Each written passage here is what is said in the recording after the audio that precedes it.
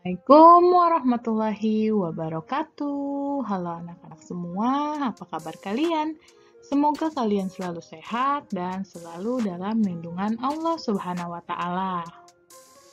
Ingat selalu menjaga kesehatan dan kebersihan diri kalian serta lingkungan kalian, dan selalu menerapkan pola hidup sehat dan 3M, mencuci tangan, menggunakan masker, dan menjaga jarak.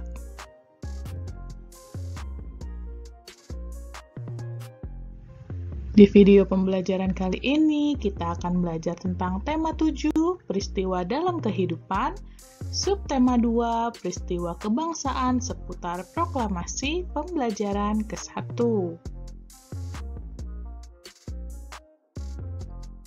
Di mana tujuan pembelajaran kita hari ini yaitu menjelaskan peristiwa-peristiwa penting seputar proklamasi kemerdekaan. Kedua, kita akan mengelompokkan informasi teks narasi sejarah menggunakan peta pikiran, dan kita akan menjelaskan perubahan wujud benda.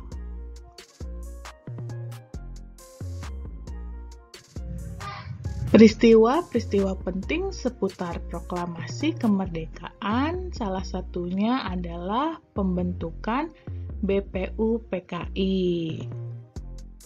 Letnan Jenderal Kumakichi Harada membentuk BPUPKI atau Dokuritsu Junbi Kosakai pada tanggal 1 Maret 1945. Tujuan dibentuknya BPUPKI adalah untuk mempelajari dan menyelidiki hal-hal yang dibutuhkan bagi pembentukan sebuah negara.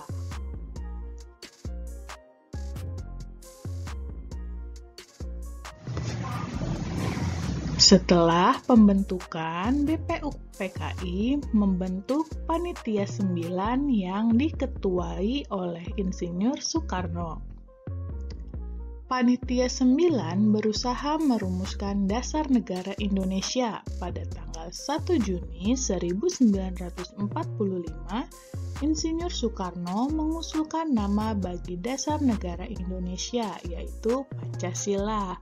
Maka dari itu, setiap tanggal 1 Juni kita memperingati hari lahirnya Pancasila.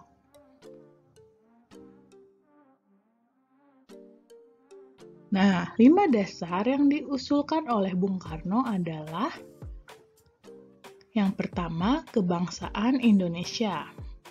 Kedua, internasionalisme atau kemanusiaan.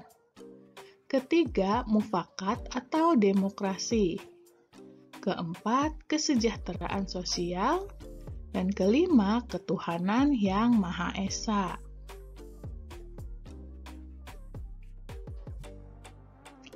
Dari rancangan tersebut, Pancasila masih mengalami perubahan hingga akhirnya menjadi dasar negara Indonesia yang kita gunakan saat ini, yaitu Pancasila. Yang pertama, ketuhanan yang Maha Esa.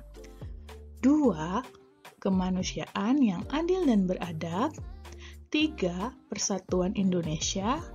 4, kerakyatan yang dipimpin oleh hikmat kebijaksanaan dalam permusyawaratan perwakilan. Dan 5, keadilan sosial bagi seluruh rakyat Indonesia. Nah, melalui Pancasila kita tidak memandang perbedaan sebagai sesuatu yang dapat memecah belah. Karena keberagaman dalam masyarakat Indonesia menjadi ciri khas, jati diri, dan kekayaan bangsa yang harus kita pelihara. Pancasila menjadi kunci keharmonisan dalam keberagaman yang membuat Indonesia tetap bersatu.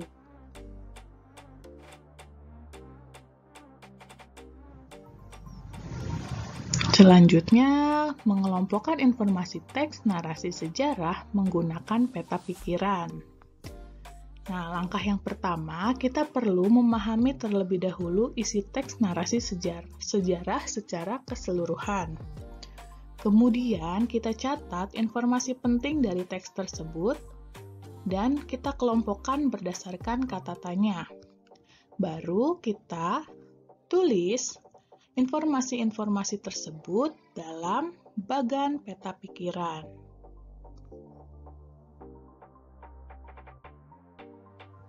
Nah, di sini ada teks tentang BPUPKI pada buku tematik halaman 44. Langkah yang pertama, kita pahami isi teks tersebut. Kita baca dengan seksama.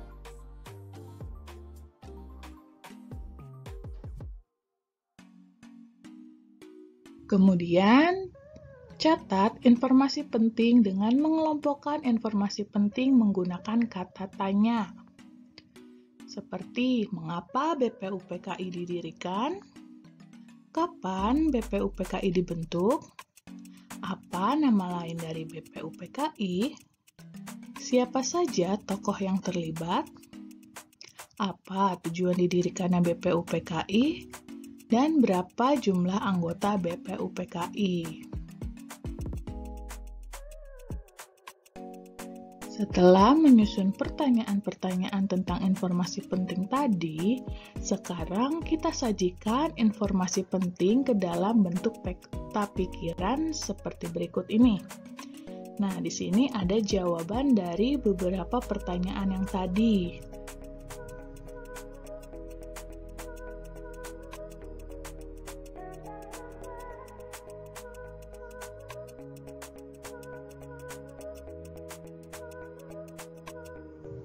Wujud suatu benda dapat berubah menjadi wujud benda yang lain.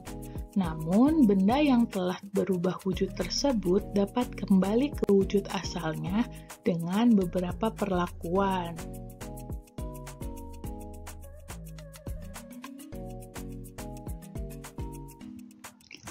Perubahan yang dapat kembali ke wujud semula disebut perubahan sementara.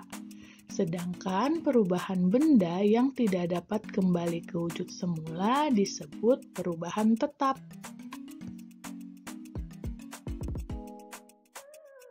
Di sini kalian perhatikan gambar. Ini adalah contoh perubahan sementara yang terjadi pada benda cair. Air yang dimasukkan ke dalam freezer menjadi es atau mengalami pembekuan. Setelah diletakkan di udara terbuka atau di ruang terbuka, es tersebut akan kembali menjadi air atau mencair. Nah, ini adalah contoh perubahan sementara.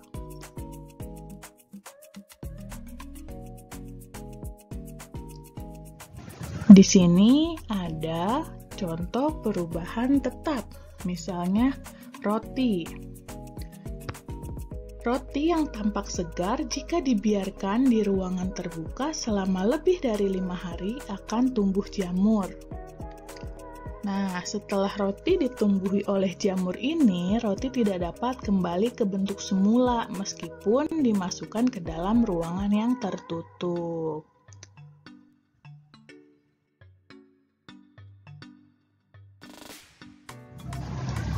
Selanjutnya, contoh lain perubahan yang tetap.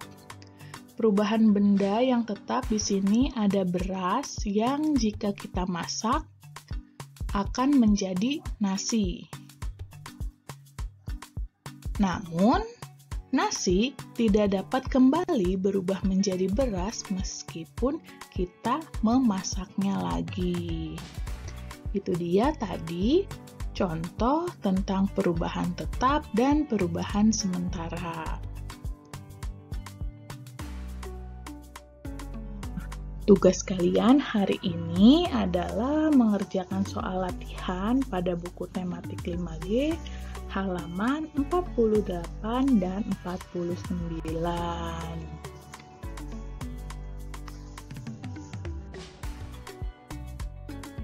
Cukup sekian video pembelajaran hari ini, semoga bermanfaat. Terima kasih. Wassalamualaikum warahmatullahi wabarakatuh. Tetap semangat dan selamat belajar.